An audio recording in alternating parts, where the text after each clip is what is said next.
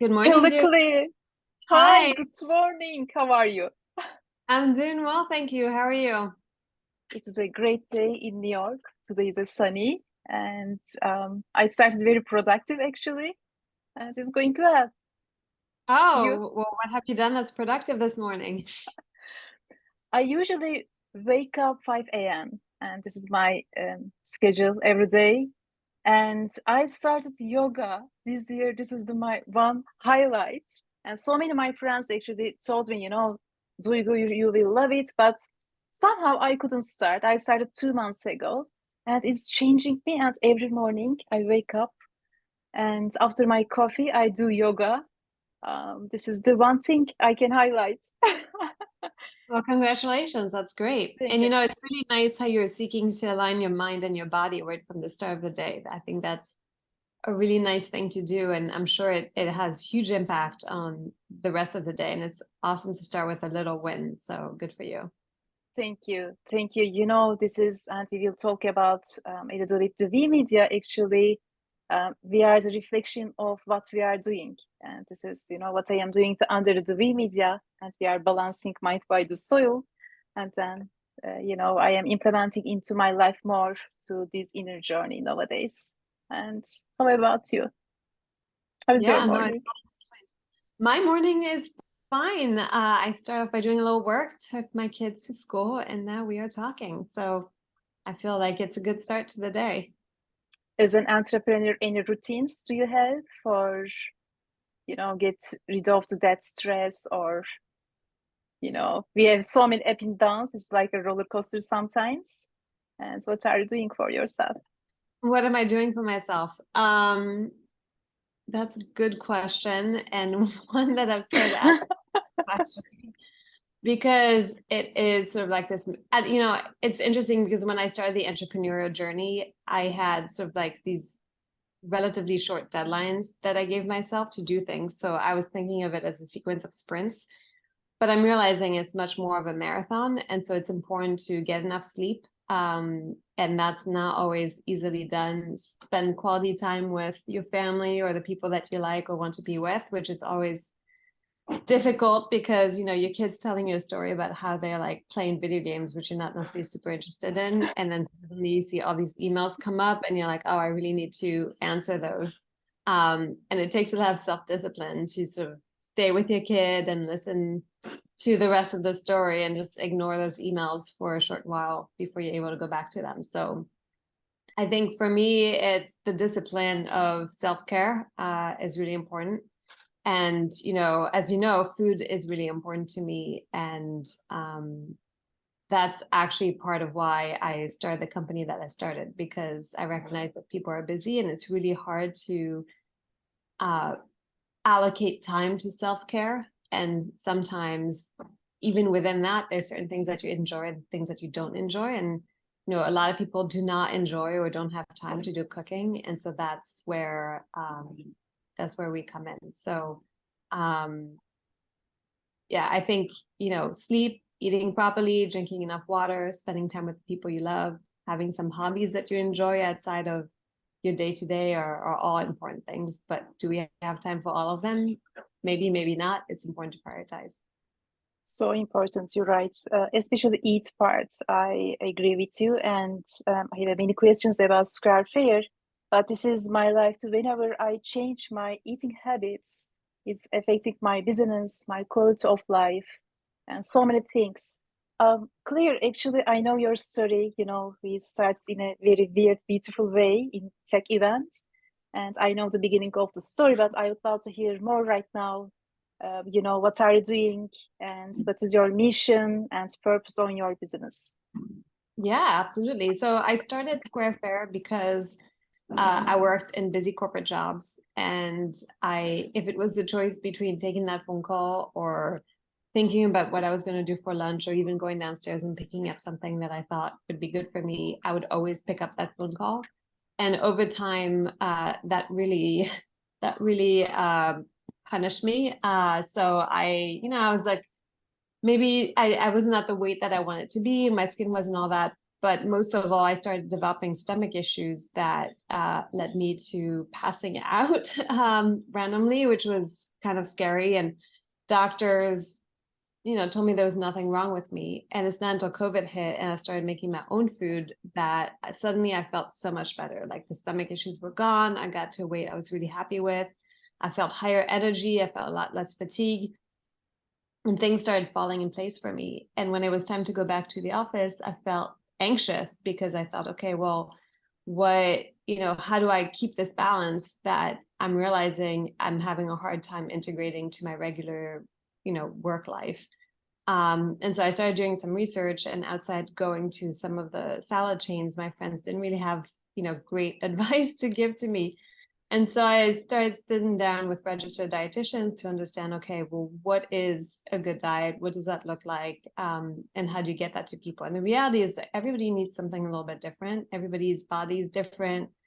People have different routines. Some people might have allergies or dietary constraints, or, maybe they have chronic illnesses. There's a lot of people who want to do weight loss, but are completely confused as far as how to do it and how to do it effectively in a sustainable kind of way. And so putting all that together and knowing the amazing effects of actually eating well, I thought, okay, well, I'd like to pursue this. I'd like to find a way to get people the food that they need in a way that's really enjoyable. Everybody, nobody wants to eat bad food on purpose. Because also if it's enjoyable, that means you'll want to do it for a longer period of time, which means that now you're getting into this sustainable kind of mindset where you say, okay, this is how I'm supposed to be eating, and I can actually do it with them. But now I also know what it looks like. So when I'm out, with friends or when I'm cooking, I kind of have a sense for what I need to have on my plate. That's really important. And so all these things kind of drove me to what we're doing today. So my company's name is Square Fare, getsquarefair.com. And the way it works is you come to our site. If you're already working with a registered dietitian, you let us know, and then we'll coordinate with your registered dietitian. If you're not, you can take a quiz. From there, we'll analyze your needs. We'll create a nutrition profile, and then every meal we make for you will be individually crafted for you. So Amazing. For instance, I'm making this up. If you have hypothyroidism, for instance, we know that you need cooked cruciferous. You can't have like raw cruciferous, just as an example. So we'll make sure that your plate, even if it's a salad, your plate will have the cooked ingredients. And we'll tell her for your calories, we'll tell her for your macros. We add no sugar to our food.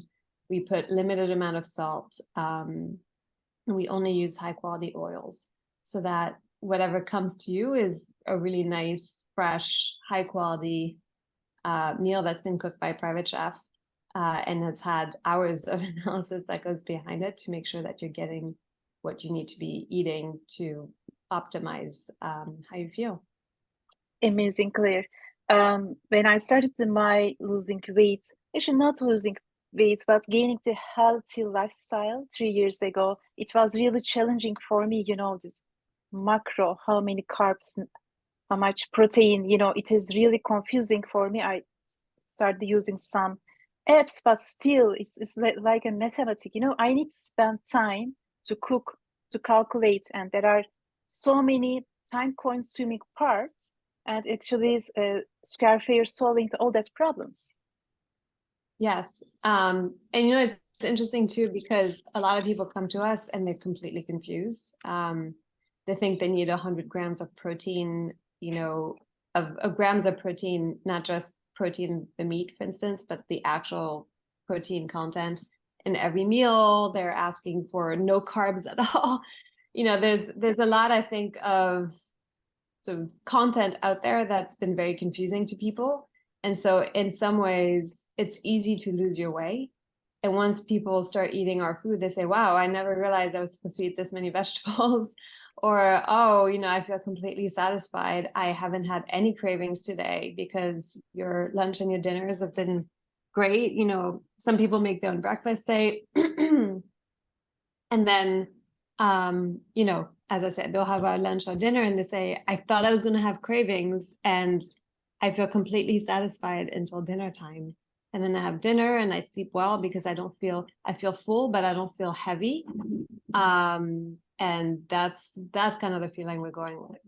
And it's so satisfying to have people come to us and say, now I know how I can feel by eating well. Because, you know, these days, a lot of people do takeout. The takeout portions tend to be huge, and you get a lot of starch. You get almost no veggies. The meat, it's hit or miss. There's a lot of sauce. There's a lot of extra fat, extra sugar, extra sodium. You don't need any of that. And as a result, people don't feel that great, but they forget that they could feel really good if they're eating the right meals. Amazing. I know you in a personal level, but I would like to hear one more time. And what is your motivation behind your idea, your company? It is really nice to hear from the entrepreneurs, you know, like-minded entrepreneurs, their story, because this is so inspiring for the other aspiring entrepreneurs. I mean, my motivation, honestly, was personal on many levels. The first one, as I said, is I was looking for a product for myself. And I couldn't find something that I felt was actually good quality food and actually caring for me specifically. I saw a lot of products where the marketing's there, the packaging is beautiful, but is the product really that good?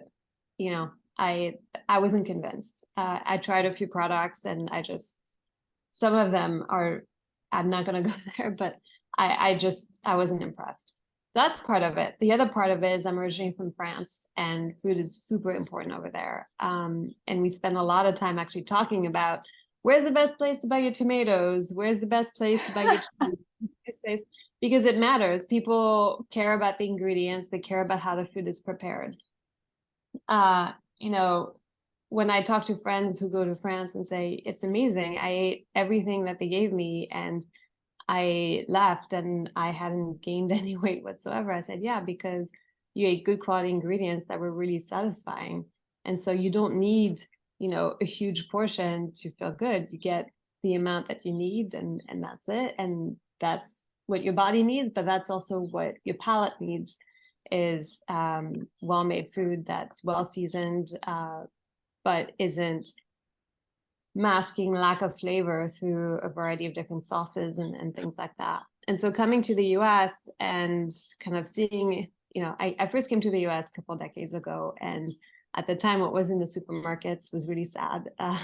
Speaking of tomatoes, like they had no flavor, you know, it's just not the same quality produce.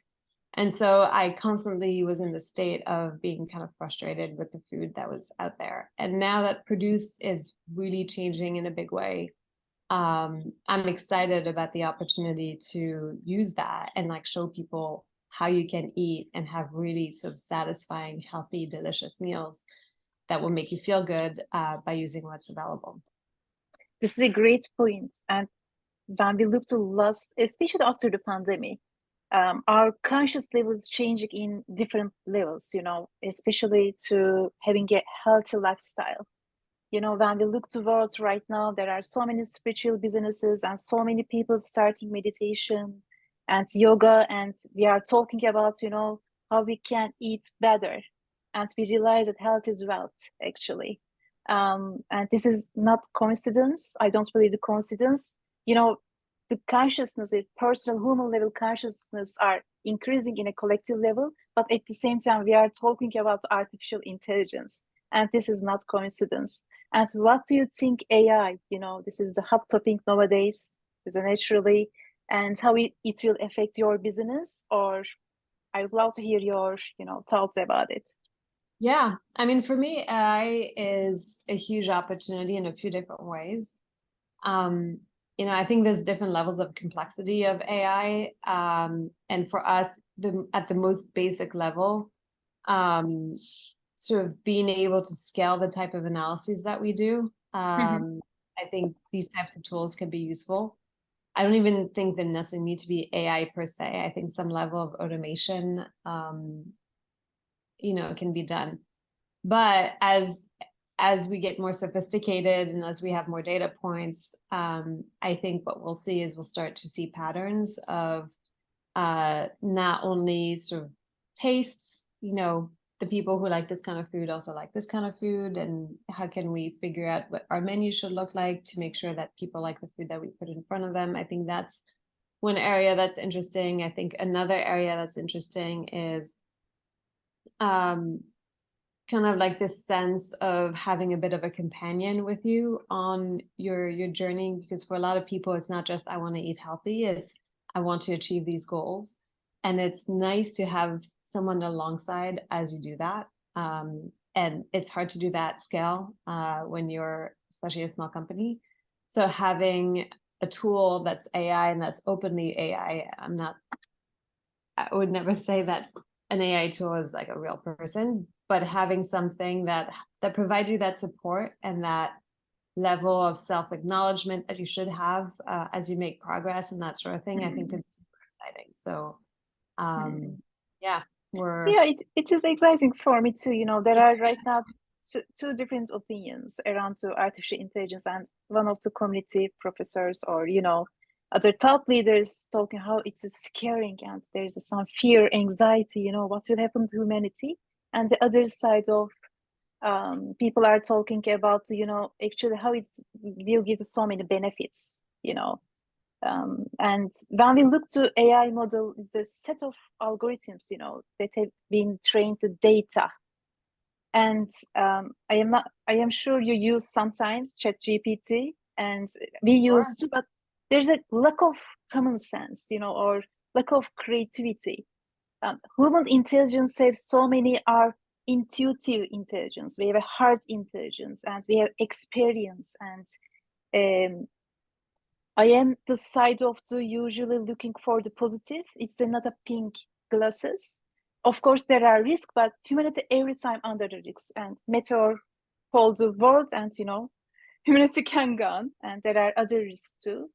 I think we should know ourselves to before algorithm tell us who we are. This is the one thing. It's the reason I mentioned in this conversation in the beginning. It's not a coincidence to starting to increasing the collective consciousness. It means self-aware, who I am, as a health or as a soul level. But at the same time, there's artificial intelligence is increasing right now. We should know ourselves. We should focus our inner world more. And when we look to businesses, we are talking about conscious business, conscious marketing. And this part is we are looking for some search trends. And then we are looking for some other search trends related to AI and the conscious business, purposeful business. It is going together. And, this is so exciting right now. And you are a conscious entrepreneur. I know you are doing this business. Of course, we are a profitable business. We need to earn money because we have a big vision to grow up our businesses. But at the same time, we have a mission to be more ethical, or you are working with love, and we have some compassion parts. And I know you have a grounded side. You are using your rational mind, but if you have a decision, you are using your heart and mind. Is Sukar fair?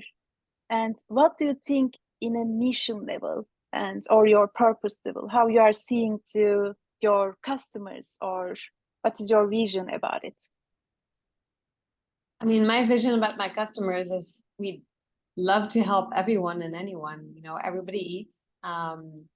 And I think it can be the level of difficulty to access good quality food varies from person to person. I think there's a lot of different reasons for that.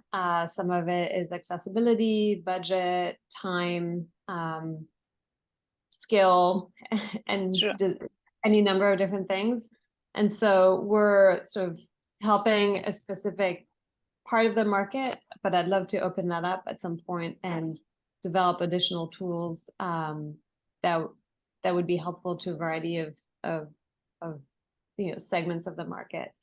I do think AI could be helpful in that. I mean, to me, AI is kind of like what you said. It's a series of algorithms, and they're becoming more sophisticated. And you're talking about ChatGPT. Like, I remember using ChatGPT just for search. I think that the search responses that you can get by asking ChatGPT certain questions are amazing, because it's aggregating data from so many different sources and sort of working it out for you and giving you like a single answer that's well organized. I think where people get nervous about AI, and I don't know why I'm going back to there again, is because, it's the level of autonomy that you give, the level of autonomy and responsibility that you give technology. And for that, I definitely think that people need to be super careful with what they're doing, because would I want bombs, etc., to be in the hands of machines? Not even that. Machines don't have feelings.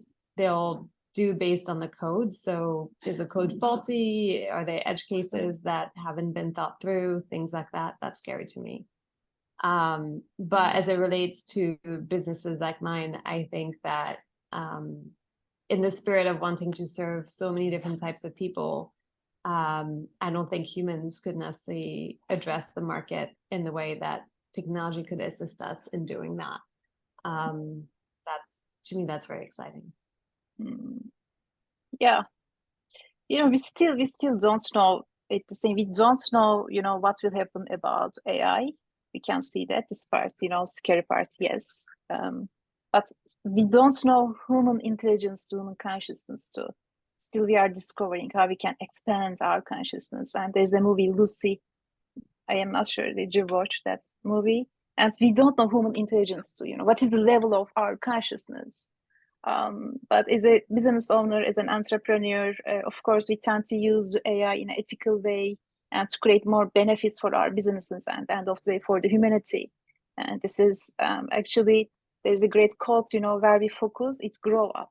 We focus to love, we focus to, to create equal things. And it's a reason, yes, we should use AI, but in a different level of consciousness. Okay, let's talk about conscious marketing. Or maybe you wanna ask me questions. We started working on how we can create more conscious marketing with Square Fair. Actually, we are still working on it right now to improve. And maybe you can start this part. Yeah. I think what really drew me to your concept of conscious marketing is the understanding that every company, every founder has their own approach, their own identity, their own way of seeing life. So why is it that everybody's kind of following the same book of marketing when, it should be driven by the heart, and it should be driven by the type of relationship that you want to have with your customers? And so that idea of digging into it and understanding what's behind Square Fair, how do I view the world? How do I want to have impact on the world? And using that understanding to then shape the marketing that I do, that to me was very appealing. And that's why I was excited to embark on that journey with you.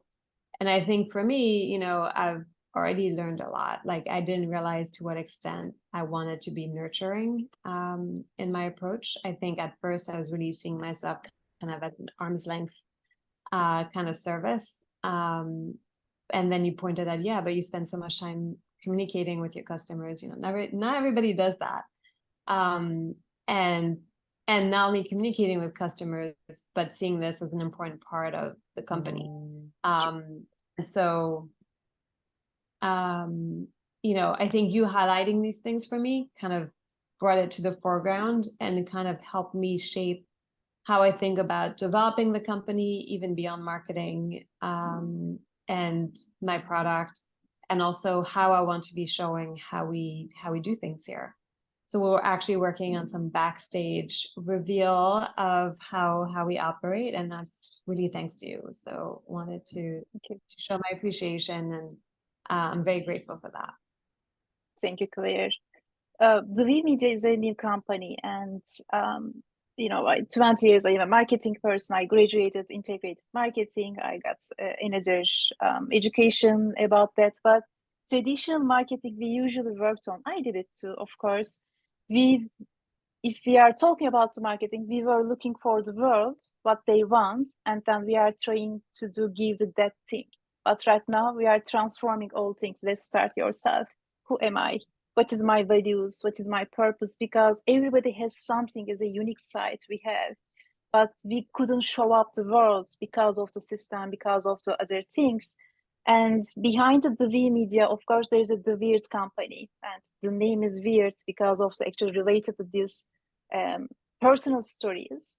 And I used to unconsciously, I used the conscious marketing principles to scale the Weird company. When I started in 2017, I started $500. I scaled in 6 months, it's six figures that time. And I didn't spend any marketing budgets.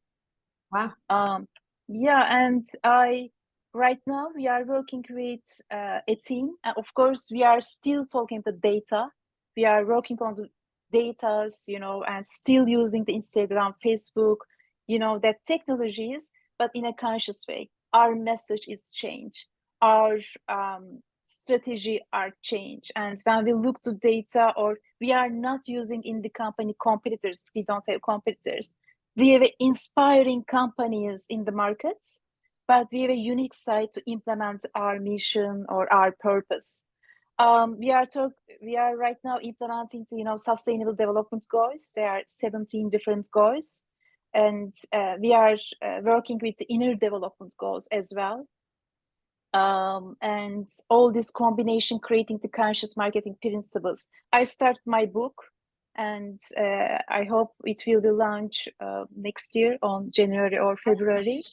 Yes, this is the real. I am excited to work on it. I am so excited, and I am really passionate this time because I feel like yes, I aligned right now.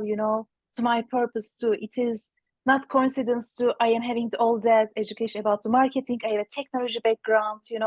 All these things are combined right now under the V Media, and thank you so much. Of course, you're part of this journey with us, and the other things to think, Semin, and Semin is a heart intelligence leader. I am not sure how can I call, but she's doing really great things. We are creating the customized meditations and journaling for the entrepreneurs because it's starting their inner journey. And then we are talking with Semin. Wow, right now we are talking about the business and we are doing this. This is really the huge changing about the world, about the business world. I am member of the Conscious Capitalism New York chapter, and we had a leadership team, and we were on all this leadership meeting, and I saw that all that leaders like you, and we are on the same page. Yes, profit is important, but let's talk about the healthy profit. What is the healthy profit and what we are doing, but what is the benefit for our team, your stakeholders, for the world, this is really nice to be in this journey. Sometimes it is not easy because there's a system still is ongoing on, we know that. But we have a great examples who is already using the conscious marketing, conscious business principles like a Chobani. This is the great example. Patagonia, this is another example. And we are right now startup. Yes, we are scaling, but we are startup and we are implementing all that principles. And I am really so fulfillment about my journey right now. Yeah. It's interesting because when we first talked, you mentioned that there were different layers. So, it starts with the founder and the core mission of the business. And then there's the next layer, which is your company. And then the next layer, which is your customers, and then your community. And then you were just talking about, the UN goals and so on. So it's interesting to see how, as you expand your know-how and as you expand the company, you can think about your impact on all these different levels. Everything starting with you and your level of self-awareness. And yeah, I thought that was really interesting how you framed that. Thank you, Claire. And we have 7 different modules, and it was the first workshop I was doing this concept to do a bunch of to entrepreneurs, and I started. We have 7 modules, and actually they are chakra. We are opening the pearl chakra, and everybody's shocked suddenly because I was talking about the chakra and marketing. But when everything is interconnectedness, I believe that so much, and I saw in my life too. Everything's related to each other. Even our spiritual journey is not disconnected to what we are doing. It is connected. Our relationship this is the problem, you know, if we are disconnected this part, starting to conflicts or all these things. Yeah, I And can talk so authentic. much about it. We talk a lot about authentic self too, and I think if you force yourself to do something that doesn't really align with what you're about, it doesn't ring true because it isn't. Authenticity. Yes, yes, clear. Yeah. This is what I am seeing about you to your, you know, as my friendship, you know, as an entrepreneur, and you have your authentic side, and this is great. Okay, the last question. What is your plan right now, Square Fair? What will happen this summer? Any events or, you know, Actually, I'm or glad that go you to vacation and asked. forget everything? This Saturday and Sunday, come meet us. We'll be on Governor's Island. We are going to Mm. be showcasing our product and also selling some pre and post workout snacks. That's Wow. something that comes up a lot, which is what should I eat before I work out? What should I eat after I work out? How do I not ruin my workout by eating the wrong thing? So we have developed a line to help with that. So come and check us out and ask I us would any love to. questions. I would love to. Thank you. Yeah, And how my people can reach you out, you know, if there's any questions Oh, or absolutely. So I'm sure as part of the editing of this video, you can put my email or no, Instagram. I On that good stuff. No. But just in case, we're at Get Square Fair on Instagram. My email is Claire, CLAIRE, at getsquarefair.com. And I love talking to people. So even if you just have questions and you just want a little guidance, let me know. We work with a lot of registered dietitians. So, you know, if I have a sense for what you need, I'm also happy to put you in touch with the right folks. My goal is for everyone to be healthy and happy and lead a healthy lifestyle. So if I can be helpful in any way, I would love to hear from you. amazing. And we should go dance. Yes, I love to dance. Thank you very much, Claire. It is really so, I feel like so grateful, you know, to know you. And thank you very much to sharing your light, and talk to you soon. That sounds good. Kisses. Bye bye. Bye.